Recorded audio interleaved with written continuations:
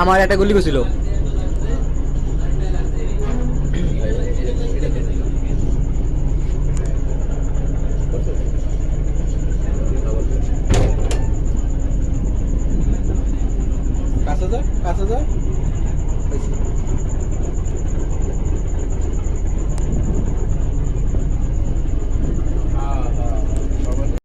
বাংলাদেশ ভারত নৌ প্রোটোকল লাইনে শিবসা মঙ্গলার থেকে ছেড়ে আসা খালি জাহাজ ভারতের উদ্দেশ্যে যাওয়া পথে শিবসা হতে শেখবাড়িয়া স্থানে যাওয়ার পথে সিঙ্গের নালা স্থান বরাবর যাওয়ার সাথে সাথে আমাদের কালকে গত 6/6/2026 সন্ধ্যা আনুমানিক 7টার দিকে 4টি জাহাজকে জলদস্যুরা ধাওয়া করে এবং ধাওয়া করার ওই সময়তে অতি দ্রুতগতি 3টা জাহাজ স্পিডে চালাচ্ছে। পিছনে যে জাহাজটা ছিল আব্দুল হাকিম জাহাজটা জলদস্যুরা উড়ে যাওয়ার পরে আমাদের নাবিকদেরকে মানে মারধর করে এবং তাদের এই 10-12 জন নাবিকের মোবাইল এবং টাকা পয়সা নিয়ে যা এবং মালিকের মালামাল ক্ষতিগ্রস্ত হয়।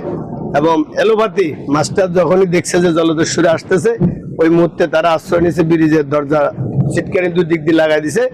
লাগাই দেওয়ার সাথে সাথে এরা মানে গুলি করছে, দরজা খোলে না যে। এমন তো অবস্থায় তারা মানে যখনই শেখবাড়িয়া যায় পৌঁছে তখনই আমার সাথে যোগাযোগ হয়। যোগাযোগ হলে আমি আমার কেন্দ্রীয় নৌযান ফেডারেশনের সম্মানিত সভাপতি এবং বাংলাদেশ মঙ্গলা লঞ্চ লাভার অ্যাসোসিয়েশনের সাধারণ সম্পাদক আনোয়ার চৌধুরীর সাথে যোগাযোগ করলাম এবং এই পর্যায়ে শেখবাড়িয়া নৈল্যান্ড কোস্টগার্ডের সাথেও আলাপ করছি। তারা এখন সকালে শেখবাড়িয়া জাহাজের ঘটনাস্থলে পরিদর্শন করছে। দেখে মানে তারা এক পর্যায়ে লিখিত নিচে মাস্টারের কাছে থেকে। বিগত দিনেও এইসব হামলার জন্য বারবার কোস্টগার্ডকে অভিহিত করেছি, সরকার উদ্যোগ কর্মকর্তাকে অভিহিত করেছি। এরকম ঘটনা অব্যাহত থাকলে আমরা বাংলাদেশ ভারত প্রোটোকলে জাহাজ চলাচল করা সম্ভব হবে না।